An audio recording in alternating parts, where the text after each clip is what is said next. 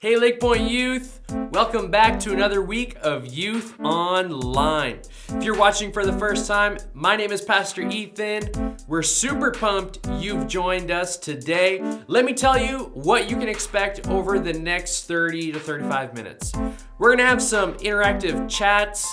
If you're watching live, make sure you chime in on the conversation. We're gonna watch a brand new episode from the Greg and Riley Show, and then we're gonna get into week 2 of our brand new teaching series. Also, today's a very special day. It's Father's Day. And if you didn't know that it's Father's Day today, that means that you need to get off YouTube right now, pause the video, and go find your dad or a father figure in your life and at least give them a hug and tell them how much you appreciate them. I know that some of your moms maybe today bought a gift for your dad and said it was from you. Or maybe all of you signed a card, or maybe your role in making breakfast this morning for your dad was to pour the orange juice. But I want to encourage you, do something special that comes from you. You know, I've been a dad for about 14 months. So when I tell you that your dad or your father figure in your life needs to hear that they're appreciated and that their hard work has been noticed and that they need to directly hear it from you, I'm telling you from decades of experience. So if you haven't yet, go give your dad a big hug. Now, before we get into the socks and sandals of Youth Online, we've been talking about a graduation celebration for our grade 8s and grade 12s. This Friday, June 26th at 8 p.m., we're gonna have something special for our graduates here on YouTube. So mark your calendars, write a reminder, subscribe to our channel, and ring the bell so you'll get notified when we go live. Tell your younger sibling, because if you tell them, you know they're gonna annoyingly remind you until you actually join the celebration on Friday. Tell your neighbor, paint it on your wall, make a song about it. Do whatever you have to do to join us this Friday at 8 p.m. With everything still up in the air about when life will return to normal, or when you'll be able to play organized sports, or when you're gonna be able to hang out with all your friends, let this Friday be something that celebrates you and how far you've come. So again, that's this Friday, 8 p.m. here on YouTube. And speaking of YouTube, let me introduce to you 2 of my favorite YouTubers. They are absolute legends. If you haven't heard them, it's probably because they're just too awesome. So let me introduce my friends Greg and Riley and their show called The Greg and Riley Show. Welcome back to another episode of The Greg and Riley Show. Today, we're going to be doing something called fizzy drinks. Fizzy drinks tasting. Are they good? Are they not? We're about to find out. Soda stream. We have a soda stream that we are soda streaming different stuff. Now it says only carbonate water.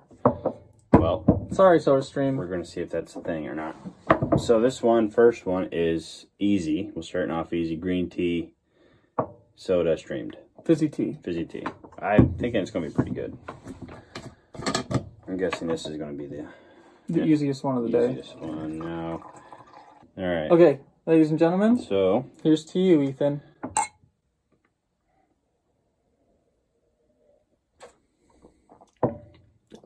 Well, it's not even that bad. I don't really like it. This is soup. Carbonated soup. Carbonated soup broth. Thank you, SodaStream, for giving us... Oh, you hear that? Let's sniff the bouquet. That smells I'm not filling mine up all the way. That's not good smelling. I'm just going to pretend it's ginger ale, because it kind of looks like ginger ale. Cheers to... Oh, man. I can't even... I'm having a hard time bringing myself to drink it, because it's... The smell is so bad. I wish I didn't smell it.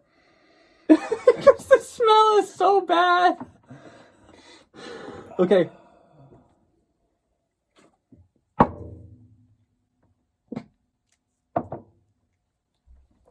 I just did a little sip. Again, this is not warm, just cold broth.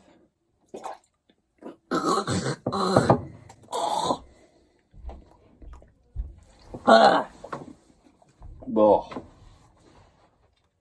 Oh, I hate that. I only had a little sip. That's not supposed to be like that. I was gonna say you had to drink a little more, but you spit yours in there. Oh yeah, I'm not drinking anymore. I'm never tasting that ever again. That's a big no from me. All right. 0 stars. 0 out of 4. 0 stars. Never again. Next drink. All right, round 3. We're back after a lot of regret and some more mixing of drinks. So for the third one, we have this, which is coffee. Delish. All right, Now, let's give her. here's the thing.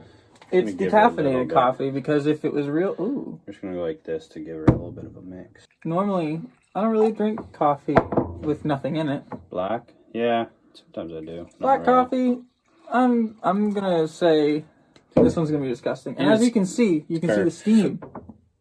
Can you see the steam? I don't think so. I can see it. I can see the steam. Oh, I can kind of see it.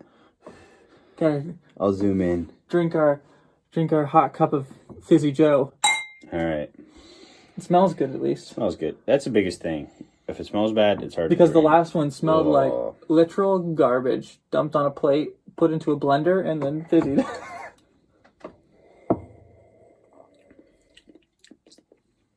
This is warm, by the way, obviously, as per the steam. What's interesting about this is that it's just coffee, but it's got just that little tinge of something in there, you know? Yeah, It, like, makes- right at the after. Yeah, it's like it's coffee, but it also makes your mouth tingle. Yeah. So The first sip is like normal coffee. it's like normal coffee. Second sip, and then as you swallow it, it feels you feel feels that it's I would give it a 2. So what are the numbers? that's 4? this has been the best one yet. Yeah, for I me. guess it would be So this one's a 3 out of 4 3 out of stars. 4. Why did we choose 4 stars?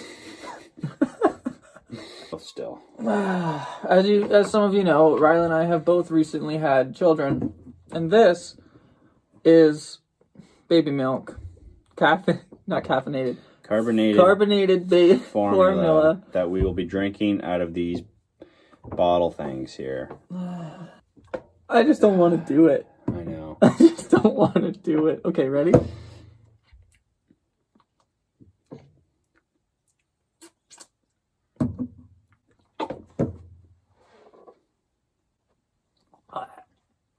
Oh man, that's bad. Ugh. I didn't think I was getting anything, so I did a little bit more. Shot down my throat. Coffee.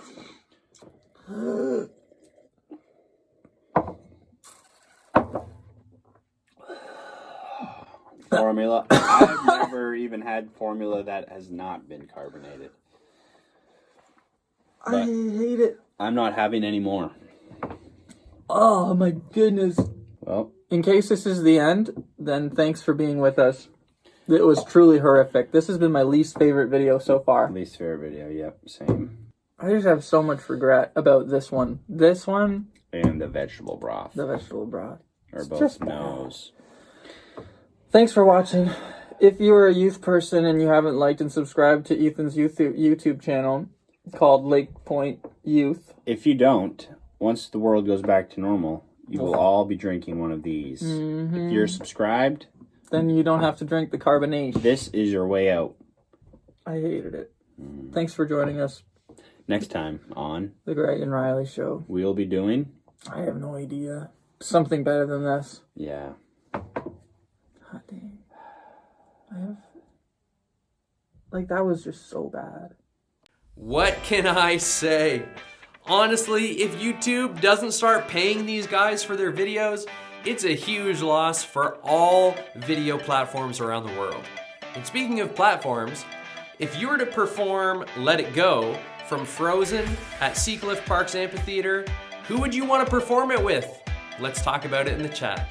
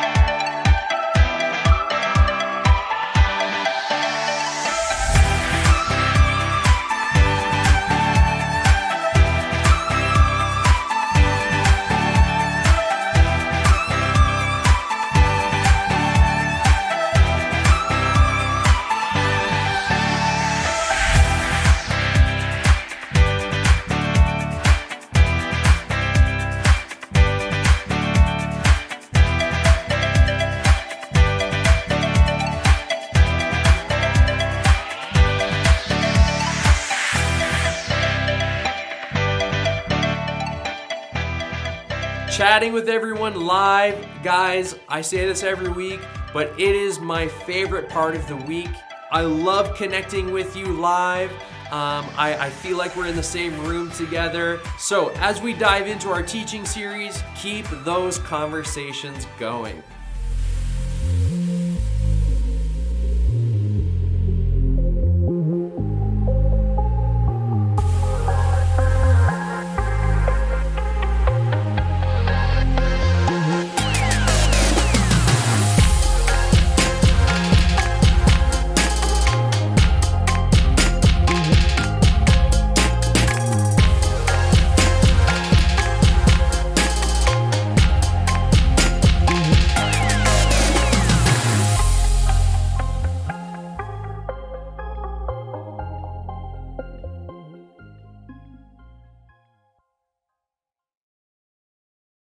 Last week, we started a brand new series called The You Effect. We talked about how if we really stopped and paid attention to the people and environments around us, we would realize that we have influence. We thought about who we could have influence with and what different things that we have that could affect someone in a positive way. And that thought really sets us up for this week's truth. Having a big effect, it starts with a small group. It starts with circling up with a few people around you and deciding to do life differently together. And that's why we have online connect groups throughout the week. Not just because it's a space where you can connect with friends and have a sense of meaningful community, but also because we want you to have a group that's so noticeably different, so obviously for each other and with each other, that other people around you want to know what's going on. Ultimately, here's the truth. You have an effect on the people around you, but you'll have a far bigger effect, a far longer lasting effect if you aren't doing it alone, if you aren't by yourself. So if you aren't part of a Connect group and you want to get in one, please text the word group to the number you see on the screen. Myself or one of our leaders will hook you up, whether that's getting you in a current group or just creating a new group with your friends. Our Connect groups meet once a week for an hour. It doesn't matter how busy you are, everyone has an hour a week to hang out with their friends. Don't tell me you don't, because you do. And when you join, or if you're already part of a Connect group, you have to make the commitment to show up. Why? Because how are you supposed to connect with friends in your group if you aren't there? How are you going to have the kind of life-changing effect we're talking about if you don't hang out together? Even as I'm saying this, I'm thinking, am I actually trying to convince people who are already friends to hang out with each other online for at least an hour a week? It sounds ridiculous because friends naturally hang out with each other anyway. But if you don't intentionally block out that hour every week, you'll go 3 weeks without showing up and you may not even realize it. Anyway, we were talking about something before all of this. Right. Having a big effect starts with a small group. Your online Connect group. Okay, rant over, Ethan out. So I have to admit something. I like watching videos of people failing.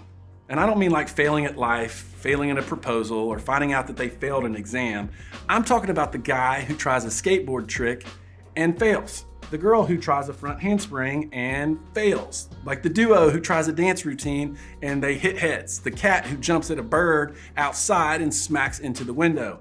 I'm talking about those kind of fails. Like, do you love, like me, do you love watching these epic fails? Now, listen, I don't want to see anyone get seriously injured, but I'll admit, seeing other people fail, that's like super entertaining. I saw a fail clip on TikTok the other night where a girl does an incredible move with a soccer ball against the wall. Then it cuts to her trying to convince her friend to try the same move. And he seems reluctant, he knows it's not a good idea, and that he actually doesn't have the skill to pull it off. But then he tries it. He does his best imitation of her movement. He kicks the ball with all his strength, it hits the wall, then comes flying back and hits him in the back of the head. I was completely entertained, okay? It was funny because it seemed pretty clear that this guy knew he couldn't pull off the trick. But either the girl convinced him or he was just trying to impress her.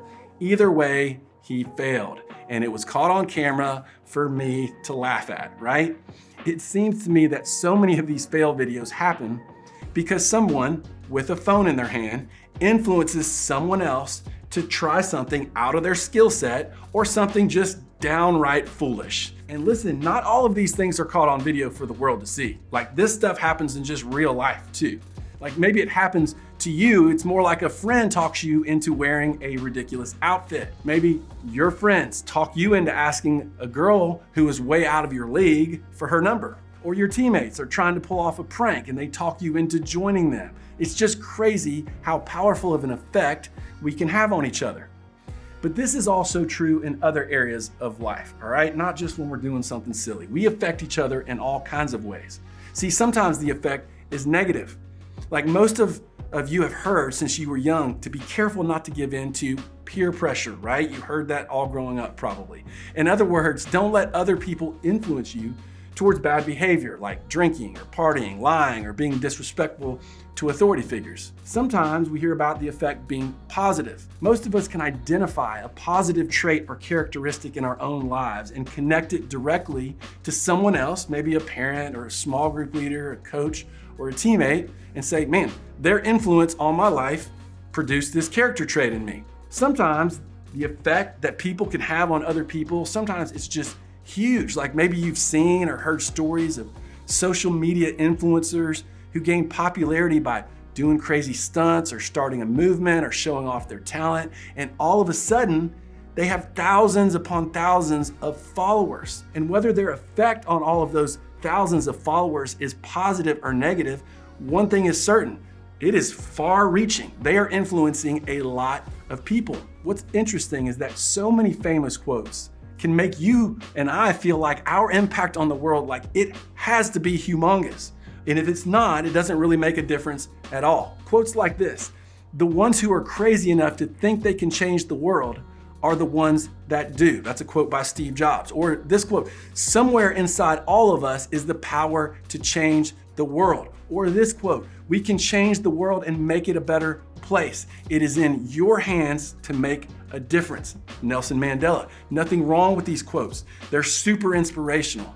But sometimes we feel like if we're going to have an effect on others, it has to be big and it has to be world changing. And this has the potential to leave us overwhelmed and sometimes just discouraged because we think, who am I to change the world?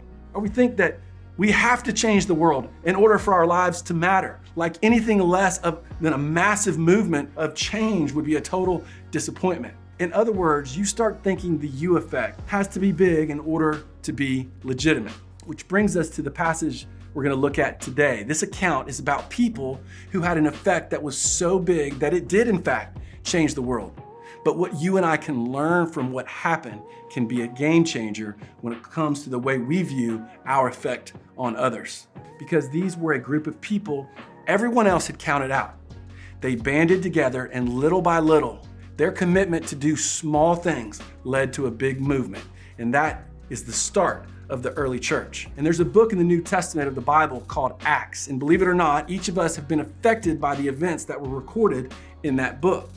Acts recorded the actions, get it, Acts for actions, that the first followers of Jesus took. It's an account of the early church. It described the impact of the few early followers of Jesus as they traveled and talked about and lived for Jesus throughout the Roman Empire. And there's a powerful moment that happened when these early followers of Jesus were gathered together.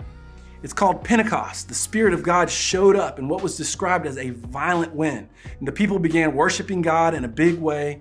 And the people who witnessed this were confused. They were like, okay, like what in the world is going on here? In fact, some of them thought that the followers of Jesus were actually drunk. And Peter, one of Jesus' disciples, stood up and explained, hey y'all, we're not drunk at all. And he took the opportunity to talk about Jesus in that moment. And after Peter preached a powerful message about who Jesus was and what Jesus was about, look at what happened next. When the people heard this, they were cut to the heart and said to Peter and the other apostles, brothers, what shall we do?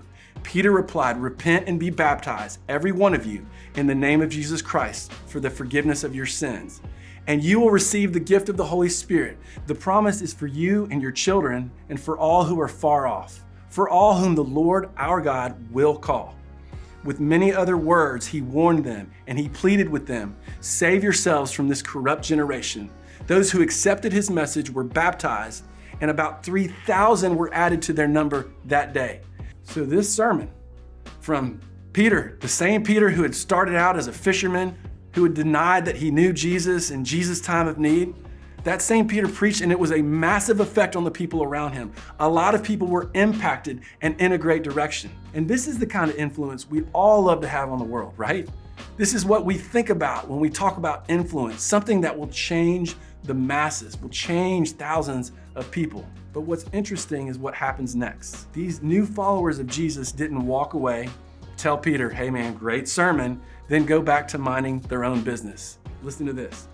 They devoted themselves to the apostles' teaching and to fellowship, to the breaking of bread and to prayer.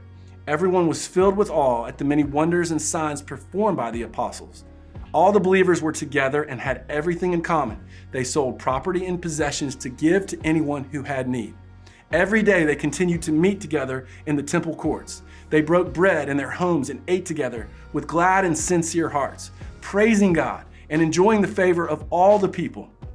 And the Lord added to their number daily those who were being saved. And these were the people that made up the early church. In fact, they didn't even use the word church back then. They were known instead as a gathering of people with a shared cause. They didn't know that a couple thousand years later, we'd be sitting here reading about them, talking about them, learning from them. They weren't seeking to start a big movement, get a bunch of Instagram followers, and become known as influencers. They were simply people whose lives had been transformed by the life-changing truth of Jesus. See, something big happened in their lives that changed them and influenced them and caused them to live their lives differently than they had before. So, what did they do that was so different? What was so big that it led them to change the world and lead them to become credited as the people who started the church as we know it today? Well, it was actually quite simple. They focused on doing the next right thing and loving one another. The things they did were behaviors, but they were based in their character and the shared mission that they believed in. They were changed people who had been transformed by the big love of Jesus. And because of that, something big happened in their lives that influenced each of them.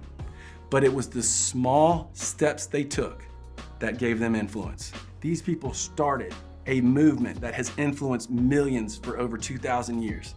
But it started simply by them caring about the people around them. They devoted themselves to helping each other. They gave to people in need. They worshiped God together and prayed for each other. They were focused on the people, not the movement they were building, not the organization they were growing, not the followers they were hoping to impress. They simply loved, served, and cared about the community they were in. That was their character.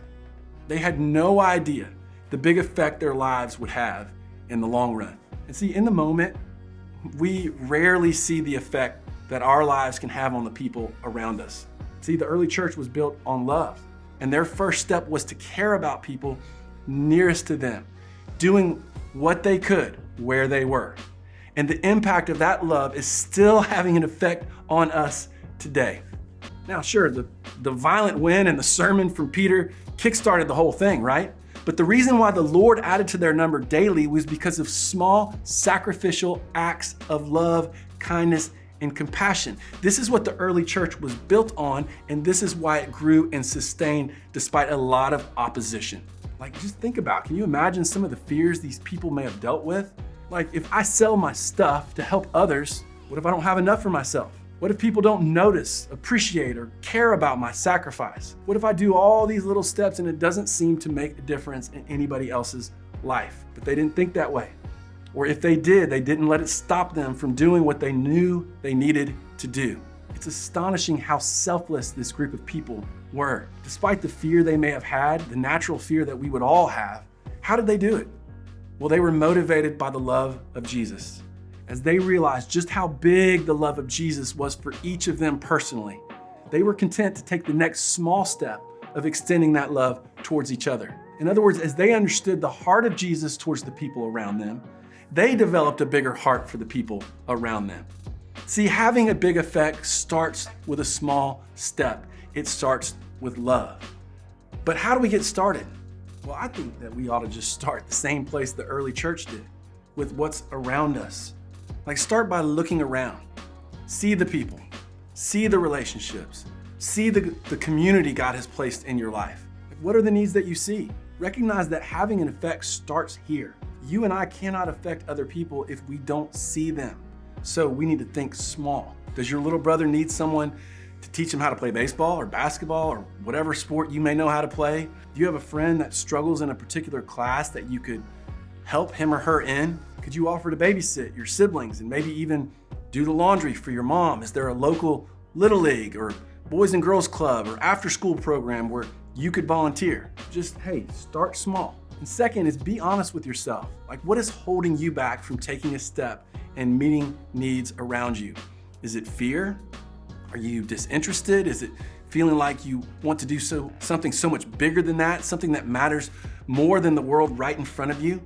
See if you can put words around what's holding you back. And then third is take a step. Just take a step, a small step to meet a need that you see. Don't let the idea of, oh, this step is too small or too insignificant. Don't let that keep you from doing what only you can do. The you effect is about caring for others, whoever they are, wherever they are. So start where you are. Don't make it complicated. Just get moving, a small step. Whether we feel like it or not, we all affect the people in the world around us. We have the potential to affect outcomes and situations around us every day. So when you wake up in the morning and you see your mom or brother for the first time, you have the ability to impact the way their day will start, which in turn could affect their entire day. You have the ability to encourage your best friend when he or she is having a bad day. You affect people on a daily basis, and your effect is more significant than you think. So do not count yourself out. It all starts with love. All of it starts with love, which is both the biggest and the smallest step of them all. Having a big effect starts with a small group. And so we have to show up, stand out, and start something. In your Connect groups, for those of you who are already part of one, show up, do life together. Stand out, be a group that others want to be a part of. So how do we have a big effect in a small group? We talk about each other in a way that makes others want to join in. So we encourage one another, we strengthen one another. We're there for one another when life is spiraling down the drain. We stand out by acting in a way that reflects that Jesus has changed our life. And lastly, how do we have a big effect in a small group? We just start something. And this might look a little different in this COVID season. You see, instead of meeting face to face, we can start something online. Maybe your group is going to download House Party or Jackbox games, and you're just going to start an epic game night. Or maybe your group's going to host a party on Netflix or Disney Plus, and you're going to watch your favorite show together and have great side conversations on those platforms. Maybe you're going to organize a game of Kahoot and play together online. Maybe it's with Minecraft or Fortnite, and you can start something with your favorite online gaming platform. Or what if you participated in Fresh Air and Prayer? What if you walked through your own neighborhood or down your concession road and prayed for your neighbors? Or what if you as a group started your own Brighten Your Day campaign? You could partner with LakePoint and do something special for the most isolated individuals in our community. I mean, the options are endless when you join together as a Connect group. Remember, having a big effect starts with a small group. I think the worst thing that can happen once this video ends is that you do nothing. The most awful thing that could ever happen as a result of this message is to do nothing with the influence that Christ gave you. So this week, why don't you brainstorm some ideas and bring them to your Connect group this week? Have a big effect by starting as a small group. And again, if you aren't in an online Connect group, text the word group to the number you see on the screen, and we'll hook you up with an existing group, or we'll start up a new group for you and your friends. Having a big effect starts with a small group. Thanks for watching today, friends. Have a great week in your online Connect groups. We'll see you next time at LakePoint Youth Online.